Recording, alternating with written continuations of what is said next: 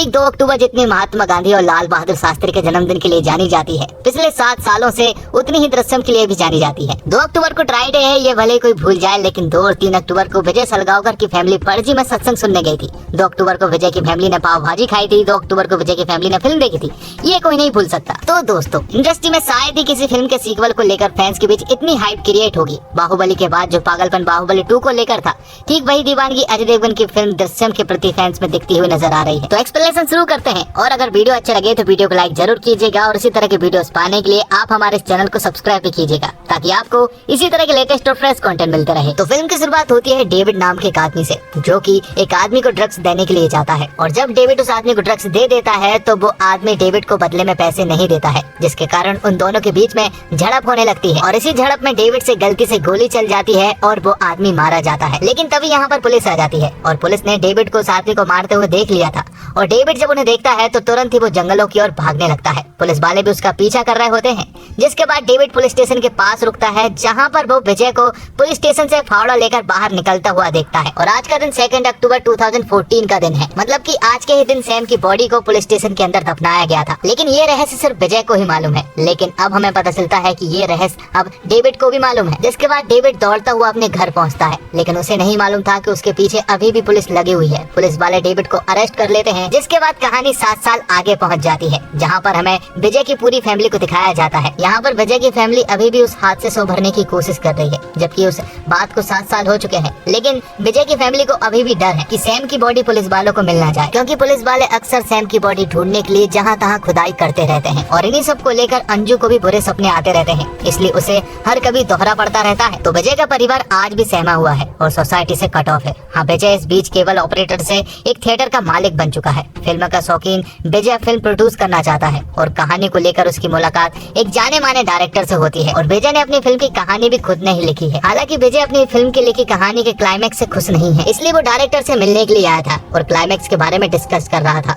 साथ ही वो डायरेक्टर से कहता है कि हमें अपने क्लाइमैक्स पर थोड़ा और ध्यान देना चाहिए, इसलिए वो क्लाइमैक्स को फिर से लिखने का प्लान बनाते हैं। अब आगे हम गायतोंडे को देखते हैं, जो कि 7 सालों से सस्पेंड है। यहाँ पर गायतोंडे के पास आईजी सर का कॉल आता है, और तुरंत ही उसे अपने घर बुलाते हैं। दरअसल आईजी सर विजय का केस रीओपन करने वाले हैं, और तभी एंट्री होती है आईजी सर मतलब कि तरुण अहलावत की, जो कि 7 साल पुराने केस को रीओपन करने वाले हैं। और गायतोंडे को आईजी सर ने इसलिए बुलाया है क्योंकि गायतोंडे ही वो शख्स है जिसे सारी की सारी स्टोरी मालूम है। और गायतोंडे एक विटनेस भी है, जिसने विजय को उस येलो कार में देखा था। और तभी एंट्री होती है मीरा देशमुख की, जो कि लंदन से वापस आ चुकी थी, क्योंकि मीरा को मालूम है कि ये सब कुछ विजय ने ही किया है। लेकिन उनके पास कोई सबूत ना होने के कारण वो कुछ भी नहीं कर सकते। लेकिन फिलहाल उन्हें एक सॉलिड लीड मिली है, जिसमें कि तरुण अहलावत मतलब कि आईजी सर उसकी हेल्प करने वाले हैं। ये बात पूरे शहर में भी फैल चुकी थी कि विजय का केस रीओपन हो रहा है। आगे हम देखते हैं कि विजय के पड़ोस में शिव और जेनी नाम के पति पत्नी रहते हैं, और वो दोनों आपस में बहुत झगड़ते हैं, क्योंकि शिव अक्सर शराब पीकर आता है और जेनी को बहुत मारता है। लेकिन तभी हमें पता चलता है कि ये लोग पड़ोसी नहीं है, बल्कि पुलिस वाले हैं, जो कि विजय की फैमिली के ऊपर नजर रख रहे थे। साथ ही इन्होंने विजय के पूरे घर में माइक्रोफोन फिट करके रखे थे, ताकि वो विजय की फैमिली के हर एक इंसान की हर एक बात सुन सके। लेकिन विजय की फैमिली ऐसी कोई भी बात नहीं करते हैं जिससे कि पुलिस वालों को ये पता लगे कि सैम की बॉडी कहाँ पर है। दरअसल सैम की बॉडी तो सिर्फ विजय को ही मालूम है। हालांकि विजय की फैमिली भी जानना चाहती है कि सैम की बॉडी कहाँ पर है, लेकिन विजय उन्हें कुछ भी नहीं बताता है और इस बारे में बात करने से साफ मना कर देता है। अब पुलिस 7 साल पहले की इन्वेस्टिगेशन शुरू करती है, और ये पता करने की कोशिश करती है कि विजय को उस रात किस किसने देखा। अब क्योंकि विजय 2 अक्टूबर को सुबह 5 बजे पणजी निकल गया था, मतलब उसने बॉडी 1 से 4 बजे के बीच में ही दफनाई होगी, तो विजय सिर्फ 45 किलोमीटर के रेडियस में ही उस बॉडी को दफना पाएगा। इसलिए पुलिस वाले इन्वेस्टिगेशन करते हैं, पर उन्हें ज्यादा कुछ हाथ नहीं लगता है। तब आईजी सर ये अनाउंस करवा देते हैं कि जो भी विजय के केस में एक सॉलिड लीड लेकर आएगा उसे 5 लाख रुपए दिए जाएंगे। अब आगे हम पुलिस के सामने चाय वाले कॉर्नर को देखते हैं, जहाँ पर अक्सर लोग विजय के केस के बारे में बात करते रहते हैं। साथ ही हम यहीं पर डेविड को भी देख पाते हैं, जो कि 7 साल की सजा काटने के बाद अब जेल से बाहर आ चुका था। और डेविड ही वो आदमी है जिसने उस रात विजय को देखा था। अब अगले सीन में हम आईजी सर को देखते हैं, जो कि विजय के गार्डन में था, जिसके बाद वो विजय के घर में घुस जाता है, जहाँ पर विजय तो नहीं था, लेकिन उसकी पूरी फैमिली मौजूद थी। यहाँ पर विजय की फैमिली आईजी सर को देखकर काफी बुरी तरीके से डर गए थे, क्योंकि विजय की फैमिली अक्सर पुलिस वालों को देखकर डर जाया करते हैं। और कहीं ना कहीं आईजी सर ने भी विजय की पूरी फैमिली के चेहरे पर ये डर देख लिया था कि विजय की फैमिली जरूर हमसे कुछ छुपा रही है। और यहाँ डेविड को जब उन 5 लाख की न्यूज और विजय के केस के बारे में पता चलता है, तो वो तुरंत ही पुलिस के पास पहुंच जाता है। यहाँ डेविड पुलिस वालों से कहता है कि उसे एग्जैक्टली मालूम है कि विजय ने उस बॉडी को कहां पर दफनाया है, पर पुलिस वालों को उसकी बातों पर बिल्कुल भी विश्वास नहीं हो रहा था। पर डेविड जब उन्हें अपने बारे में बताता है कि 2 अक्टूबर को उसके हाथ एक गलती से खून हो गया था और जब वो पुलिस से भाग रहा था तब उसने विजय को 3 बजे के आसपास उस बॉडी को दफनाते हुए देखा था। अब ये सारी बातें सुनने के बाद पुलिस वालों को भी उस पर विश्वास हो जाता है, पर पुलिस वालों ने सिर्फ 5 लाख का इनाम ही रखा था, पर यहाँ पर डेविड उनसे 25 लाख रुपए मांगता है। अब ना चाहते हुए भी पुलिस को डेविड को 25 लाख रुपए देने ही पड़ते हैं। तब डेविड आईजी सर को बताता है कि आप जहाँ पर खड़े हुए हैं वहीं पर उस बॉडी को दफनाया गया था, मतलब कि पुलिस स्टेशन में ही उस बॉडी को दफनाया गया है। साथ ही पुलिस वालों को यहाँ पर एक और बात पता चलती है कि 7 साल पहले पुलिस स्टेशन का भी कंस्ट्रक्शन का काम चल रहा था और इसी का फायदा उठाकर विजय ने उस पुलिस स्टेशन में बॉडी को दफना दिया। तो पुलिस वाले ज्यादा देर ना करते हुए उस बॉडी को निकालने में लग जाते हैं। वो उस फ्लोर को खोदना शुरू करते हैं, लेकिन उससे पहले वो पूरे के पूरे पुलिस स्टेशन को कवर करते हैं ताकि उन्हें कोई भी ना देख पाए। लेकिन विजय को इस खुदाई के बारे में पता चल गया था, क्योंकि उसके ऑफिस के सामने ही एक कैमरा लगा हुआ था, जिससे कि विजय ये सब कुछ देख पा रहा था। विजय भी पूरी तरह से डर गया था और अब उसे लगने लगा था कि शायद अब वो पकड़ा जाएगा, क्योंकि विजय अपने राज को लेकर काफी कॉन्फिडेंट था। पर यहाँ पर पुलिस वालों को पुलिस स्टेशन के अंदर वो बॉडी मिल जाती है। अब क्योंकि 7 साल हो चुके थे, इसलिए उस बॉडी के स्केलेटन ही उन्हें मिल पाते हैं और पुलिस वालों को कोर्ट से 8 घंटे की पूछताछ के लिए ऑर्डर भी मिलते हैं, जिसके अगले ही दिन वो लोग विजय की पूरी फैमिली से पूछताछ करने में लग जाते हैं, जहां पर आईजी सर और मीरा देशमुख दोनों ही मौजूद थे। आईजी सर यहां पर विजय को सारी बातें बताते हैं कि उस रात डेविड नाम के एक आदमी ने तुम्हें वहां पर देखा था, लेकिन यहाँ पर विजय साफ मना कर देता है। वो कहता है कि उसने या तो किसी और को देखा होगा या फिर वो आदमी झूठ बोल रहा है। आईजी सर यहाँ पर काफी सारे सवाल पूछते हैं, लेकिन विजय अपने बयान पर अड़ा हुआ था। अब क्योंकि विजय नहीं मान रहा था, इसलिए आईजी सर दूसरी तरह की तरकीब अपनाते हैं और वो लोग विजय की पूरी फैमिली को एक दूसरे कमरे में ले जाकर मारने लगते हैं। अब गायतोंडे विजय की फैमिली को मारना शुरू करता है और मीरा देशमुख भी यहाँ पर बैठी हुई थी। विजय उन्हें सामने वाले रूम से देख पा रहा था और जब वो उन्हें मार रहा था तो आईजी सर से वो उन्हें रोकने को कहता है, लेकिन आईजी सर यहाँ पर कुछ भी नहीं बोलते हैं, क्योंकि उन्हें मालूम है कि विजय का किस तरह से मुंह खुल सकता है और आखिर में आईजी सर की ही जीत होती है, क्योंकि विजय कह देता है कि वो सब कुछ बताने के लिए तैयार हो गया है। तब विजय का कन्फेशन रिकॉर्ड किया जाता है, जिसमें कि विजय उन्हें बताता है कि 2 अक्टूबर की रात को वो अपने ऑफिस में था, जहां पर वो शराब पी रहा था और शराब पीने के बाद जब वो अपने घर गया तो घर पर उसने देखा कि उसके घर का दरवाजा खुला हुआ है और जब वो अंदर घुसता है तो उसके ऊपर अचानक से किसी आदमी ने अटैक कर दिया। तब हमारे बीच झड़प होती है और इसी झड़प में एक सरिये से उसके सर पर वार हो गया, जिससे कि उसकी मौत हो गई। जिसके बाद वो बताता है कि जब उसने उस आदमी को मार दिया था तो उसने उसकी बॉडी को चुपचाप ही पुलिस स्टेशन में दफना दिया, जिसके बारे में उसकी फैमिली को भी कुछ नहीं मालूम है। अब क्योंकि विजय पकड़ा गया था, इसलिए उसने सारा का सारा इल्जाम अपने ऊपर ले लिया ताकि उसकी फैमिली बची रहे। कन्फेशन के बाद विजय अपने घर जाता है, जहां पर विजय की फैमिली पूरी तरह से दुखी थी, क्योंकि उनका इल्जाम विजय ने अपने सर ले लिया था। अब अगले ही दिन विजय को कोर्ट ले जाया जाता है, जहां पर आज पुलिस वालों को विजय की पूरी तरह से जुडिशियल कस्टडी मिलने वाली थी, इसलिए गायतोंडे विजय को अपने घर से ले जाकर कोर्ट ले जाने लगता है। और यहाँ पर आईजी सर खुश हो रहे होते हैं, क्योंकि उन्हें ऐसा लग रहा था कि उन्होंने विजय के इस केस को सॉल्व कर दिया है। यहीं पर मीरा देशमुख भी मौजूद थी और तभी यहाँ पर एक आदमी आता है जो कि आईजी सर से विजय के बारे में कुछ इम्पोर्टेंट बात करना चाह रहा था, और ये आदमी कोई और नहीं बल्कि विजय की फिल्म का डायरेक्टर होता है, जो कि उन लोगों से कहता है कि शायद विजय को पहचानने में मुझे बहुत बड़ी भूल हो गई है। वो बताता है कि उसकी मुलाकात विजय से 2016 में हुई थी, जहाँ पर वो एक फिल्म बनाने के बारे में मुझसे बात कर रहा था। उसने कहा था कि वो इस फिल्म को प्रोड्यूस करेगा, साथ ही इस फिल्म की स्टोरी भी लिखेगा। तब उन्होंने तय किया कि इस फिल्म की स्टोरी वो दोनों मिलकर लिखेंगे। फिल्म की स्टोरी ऑलमोस्ट कंप्लीट थी, लेकिन वो क्लाइमैक्स में जाकर अटक जाते हैं। सबसे पहले तो डायरेक्टर आईजी और मीरा को उनकी लिखी हुई स्टोरी सुनाता है, और दरअसल वो स्टोरी विजय की एक बायोपिक है। उन्होंने सैम के साथ जो भी किया और इस केस में जो कुछ भी हुआ वो सब कुछ विजय ने उस स्टोरी में लिखा था। और अब क्योंकि विजय को इस स्टोरी के कॉपीराइट का डर था, इसलिए उसने एक पुस्तक भी पब्लिश करवा दी थी, और डायरेक्टर उन्हें यही बातें बताने आया था कि वो बुक मेरे नाम से पब्लिश हुई है। अब आगे यहाँ पर डायरेक्टर कुछ बता पाता, तभी गायतोंडे का आईजी सर के पास कॉल आता है और यहाँ पर उन्हें पता चलता है कि कोर्ट में बाजी पलट चुकी है। दरअसल जब कोर्ट में कन्फेशन चलाया जा रहा था और जब विजय से पूछा जाता कि क्या ये सच है,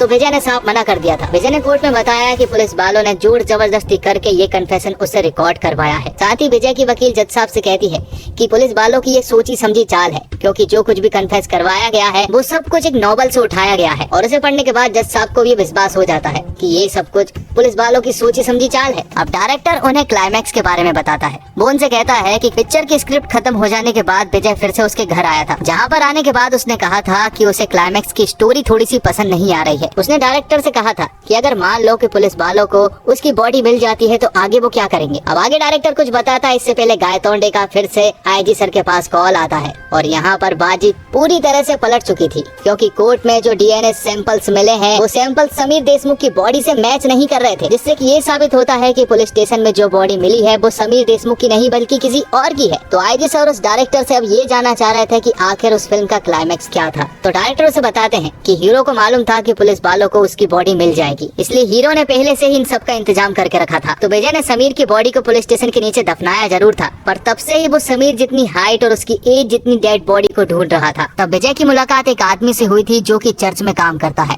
और उसी के बाजू में लोगों को दफनाया भी जाता है, और वहीं पर विजय की ये तलाश खत्म हुई थी। विजय ने उस चर्च वाले आदमी की पैसों से मदद की, जिसके बदले में उसने उस लड़के के स्केलेटन विजय को दे दिए। अब ये स्केलेटन सिर्फ बदलने थे और जहाँ पर डीएनए के स्केलेटन की रिपोर्ट चेक किए जाते हैं वो दिन में किए जाते हैं। तो विजय मौके का फायदा उठाकर समीर देशमुख के स्केलेटन को बदल देता है और समीर देशमुख के स्केलेटन को वो डिस्ट्रॉय भी कर देता है। तो विजय के खिलाफ अब कोई भी सबूत नहीं थे, इसलिए कोर्ट विजय को बाइज्जत बरी कर देती है और एक बार फिर से विजय की जीत होती है। तो दोस्तों, बॉलीवुड के लिए मुनाफे के लिहाज से यह साल उतना बेहतरीन नहीं रहा। इक्का दुक्के फिल्मों को अगर छोड़ दिया जाए तो ज्यादातर फिल्में बिग बजट और बड़ी स्टार कास्ट के बावजूद बॉक्स ऑफिस पर कोई खास असर नहीं कर पाई है। लेकिन वो कहते हैं ना, अंत भला तो सब भला। गुजरते इस साल में शायद दृश्यम 2 कोई कमाल कर दे। हालांकि क्रिटिक्स की ओर से तो इस फिल्म के लिए काफी बढ़िया रिव्यूज आ रहे हैं और दृश्यम को पसंद करने वालों को इस मूवी से काफी उम्मीदें हैं। ऐसे में बिना ज्यादा दिमाग लगाए जो इस सीक्वल को देखना चाहेंगे उनको इस मूवी में वाकई एक सच्ची थ्रिलर मूवी जैसा आनंद आने वाला है। लेकिन जो किसी ने लेखक और डायरेक्टर के बिछाए जाल में कमियां ढूंढने की कोशिश की तो ये मूवी आपको कमजोर लग सकती है, पर मेरे हिसाब से तो ऐसे कम ही लोग होंगे। दर्शकों को तो ये मूवी बहुत ज्यादा पसंद आ रही है और किसी सफल फिल्म का सीक्वल बनाना आसान नहीं, बहुत कठिन और चुनौतीपूर्ण काम माना जाता है। जब एक सफल ब्रांड को आगे ले जाना होता है तब पता होता है कि दर्शक पहली फिल्म के पात्रों से परिचित है, वह अपने दिमाग में कुछ खास बात रखकर सीक्वल देखने आते हैं। सबसे बड़ी समस्या यह होती है कि सीक्वल के समय पात्रों को सीमित दायरे में ही रखना होता है। पहले फिल्म में जो कैरेक्टर्स रहे हैं उससे अलग नहीं जा सकते। इस दायरे को रखकर कुछ नया लिखना काफी कठिन होता है। यही वजह है कि फिल्म के निर्देशक ने कई सालों तक दृश्यम फिल्म के सीक्वल बनाने के आइडिया का विरोध किया था, बस स्क्रिप्ट के इंतजार में थे जो पहले फिल्म के साथ न्याय कर सके। 7 साल बाद उनका इंतजार खत्म हुआ और फिल्म का फर्स्ट हाफ में कहानी को बिल्डअप करने में थोड़ा ज्यादा समय ले लिया गया है। कहानी सेकंड हाफ से भागती है और रोमांच को भी दुगना कर जाती है। फिल्म का आखिरी 1 घंटा फिल्म की जान है और क्लाइमैक्स फिल्म का एक अलग ही लेवल पर ले जाती है। विजय फिल्मों का शौकीन है और खुद को बचाने के लिए वह फिल्मों का ही सहारा लेता आया है। इस बार भी उसकी कहानी में फिल्म है, स्क्रीन प्ले में सब कुछ बढ़िया है। ऐसा भी नहीं है कुछ बात खटकती भी है, जैसे फॉरेंसिक डिपार्टमेंट में सीसीटीवी का ना होना। पुलिस जब विजय पर इतनी निगरानी रखी थी तो विजय का फॉरेंसिक डिपार्टमेंट के वॉचमैन की गहरी दोस्ती को कैसे नजरअंदाज कर गई। और डायरेक्टर ने अपना समय लेकर तसल्ली से इस फिल्म को बनाया है। शुरुआत कुछ मिनटों में उन्होंने किरदार को उभारने में लगाए, क्योंकि नए किरदार भी सीक्वल में शामिल किए गए हैं। विजय के परिवार की सोच को अच्छा दर्शाया गया है। उनके लिए सीन की बुनावट सुंदर तरीके से की गई है। कुछ पारिवारिक दृश्य दिल को छूते हैं, साथ ही सस्पेंस और थ्रिल को बनाए रखा है। जो डर विजय का परिवार महसूस करता है वो दर्शक भी महसूस करते हैं। लगता है कि अनहोनी हो सकती है। कुछ दृश्यों में तो इस तरह से चौंकाया गया है कि दर्शकों को मजा ही आ जाता है। फिल्म में हर बात को विस्तार से समझाया गया है, तर्क प्रस्तुत किए गए हैं। मसलन विजय ने अपराध तो किया है लेकिन सजा उसे भी मिल रही है। हीरो भाग्यशाली है तो उसका ये मतलब नहीं कि उसका दोष नहीं है। लेखक ने सभी बातों पर बात की है। ऐसा है तो क्यों है। कुछ घटनाक्रम है जो कि अविश्वसनीय लगते हैं। ट्विस्ट अनपेक्षित है जो मजा देते हैं। फिल्म में मनोरंजन भी भरपूर है, सस्पेंस बांध कर रखता है और आखिर के 20 मिनट तो ऐसे हैं कि आप पलक झपकने की हिम्मत भी नहीं कर सकते। निर्देशक ने प्रभावित किया है। उन्होंने दृश्यों को गहराई के साथ पेश किया है। कुछ लंबे दृश्य की कहानी में फिट नहीं लगते, लेकिन क्लाइमैक्स में पता चलता है कि कितने महत्वपूर्ण दृश्य थे। और अभिषेक पाठक के डायरेक्शन की बात करें तो उनके सामने पहले से एक नजीर थी। उन्होंने उसी को रियलाइजेशन फॉलो किया, पर इसके लिए अनुशासन चाहिए जो अभिषेक में दिखता है। उन्होंने बहुत सारा अपना इनपुट भी डाला है, चाहे वो तरुण का किरदार हो या फिर गोवा को दिखाने का उनका नजरिया। कुछ ऐसे शॉट भी हैं जो इस फिल्म को मास अपीलिंग बनाते हैं। साथ ही टेंशन बिल्डिंग बहुत कमाल है। एक सीन है जहां पर विजय को इन्वेस्टिगेट किया जा रहा है, उसी के पैरेलल दूसरे कमरे में उनकी फैमिली को टॉर्चर किया जा रहा है। सेक करता हुआ कैमरा और फर्स्ट फेस एडिटिंग इसमें 4 चांद लगा देते हैं। बात करें अजय देवगन की तो विजय के रोल में 1 नंबर एक्टर साबित हुए। मुझे पर्सनली उनके ऐसे ही रोल पसंद है जिनमें वो अंडरटोन रहकर किरदार निभाते हैं, चिल्लाते नहीं है, ओवर द टॉप एक्टिंग नहीं करते। दृश्य में जहां उन्होंने विजय को छोड़ा था वहीं से पकड़ लिया है। तब वो इसमें एक पुलिस ऑफिसर नहीं बल्कि माँ के रोल में है। एक कत्ल हुए जवान बेटे की माँ की बेबसी, गुस्से को उन्होंने बढ़िया ढंग से सामने रखा है।